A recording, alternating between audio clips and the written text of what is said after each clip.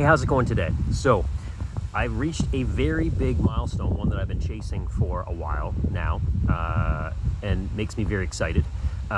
Just this past, actually on July 4th, our agency made over $3,000 profit, not revenue, profit. So $3,000 after everything's paid that day. And that's been the number that we've been after, right? As we're trying to do $1 million in profit. Anyways, it's not about the bragging of that we did that much money, although it makes me feel very proud to have achieved that. But that's only one day. It's not that I'm doing it every day, but we hit it. We're in the 2000s on average each day, but we had a really good day. Anyways, point being, what I want to talk to you about is what it actually takes to do that, right? So yes, you have to have a client or clients or offer, whether you're an affiliate marketer or whatever, that you can actually scale to that level and make that type of profit, right? But I'm going to tell you how I did it, how we're doing it. And we're a small team. There's only 3 people here, right? Me and 2 others. And I want you to take this away and think about what you're doing, right? So the first thing was that we're set up in the situation where we have buyers and joint ventures and things like this where we can run ads, and the volume of leads that we can produce in a day and sell means that we're able to earn that type of income, right? So obviously we're selling, it's more than $3,000 is the gross revenue, but that's the point. So that's the first thing. You have to be in the scenario. So you need to, if you're looking for that type of revenue, you have to be looking for those types of offers, those types of partners, right? Now, you don't have to do things anyway. You don't have to do it the way I'm doing it. You have to do it the way some course person tells you to do it. You don't have to do it anyway. You can make up your own deals, right? If you want to, it's really windy. I apologize if it's windy in the video here today. It's windy in my backyard. I'm going to come into a little alcove here. Make it a little less windy.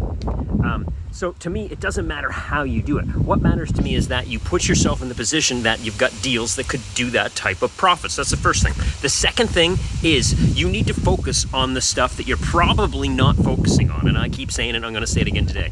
You need to be obsessive about getting good at making creative. You need to be obsessive about understanding how to get in the head of your prospect's mind. Understand the emotion they're feeling, right? With the thing that you're marketing, right? So if it's like a widget for back pain, then you need to think about what their problems are. They can't reach up, they can't pick up their kids, they can't bend down to tie their shoes, they can't exercise. Maybe they're gaining weight and they're disappointed about that and they're feeling crappy about themselves. So you got to get in that mindset, then you got to call them out with that, and then you got to build the bridge to where they want to be and show them how the thing that you've got will get them there, right? And that comes for every single thing you're marketing, whether it's for pleasure or pain solution, right? So that's the second thing. You need to be focused on making new creative, because that's going to move the needle. Not custom audiences in Google, not some special placement on Taboola, not some secret ninja move on Facebook. All that stuff helps, but it's the creative that will make the big difference. And I'm telling you, most of our accounts that are driving big volume, we're running to broad traffic. No audiences, none. Just age, demographics, so like all genders, certain age bands, and that's it, right? And I know I talk about life insurance a lot, but it's not just life insurance we're running. We're in other verticals. None of them are hard goods. I'll tell you, well, no, that's not true. One of them are hard goods. Most of them are service-based businesses, so I will say that we're working with. So the third thing, right, is you need to take about, I hate to say 10x, because I know Grant Cardone used to say all the time it was 10x book, but you need to take more action than you're taking right now, and you need to take action even when you don't feel like taking action, right? So if you think everything's fine, go write another script and do another video, or go set up a headline split test with 10% of your traffic on your landing page, or go grab your journal and start brainstorming new hook ideas. Don't stop, right? Because as soon as you stop, you'll get lazy. And then one day turns into 2, turns into a week, turns into you've got a wicked video that's working great, but then all of a sudden you wake up one day and your CPL is a little higher and a few less leads, and a little higher and a few less leads.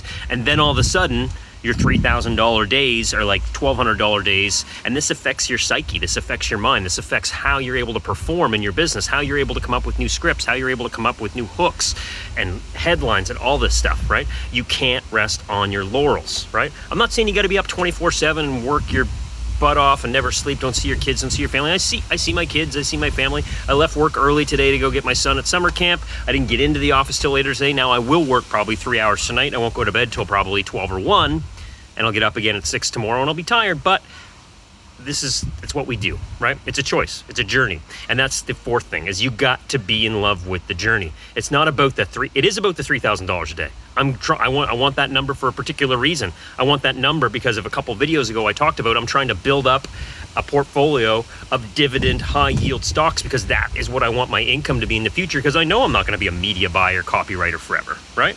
So that's what I want. I want to make hay while the sun is shining, and it's shining today. It's a nice day, right? So what you need to be thinking about is the journey, where you're trying to get there. So put yourself in the position that you can actually make that type of money. Look for the offers that you can do that. Don't step over $20 bills to pick up dollar bills or quarters, right? Look at the bigger leverage offers and deals you can set up. And I know that's ambiguous, but just think about how could you set up a deal or an offer that could make $10,000 a month at, or $30,000 a month at? How could you do that, right? Is it you have to put together a bunch of clients in that particular niche, like I talked about in yesterday's video, I'll link to in the description below, on how to take one client and build it out to 50 with a case study. That could do it, right? But you just got to put yourself in that mindset, which means you don't want to be a generalist, right? Anyways, I could talk about this stuff all day long. I hope this brings some thought-provoking ideas to you in your business, and go out and crush it today, tomorrow, and keep on keeping on. Don't rest on your laurels. We'll see you in the next video.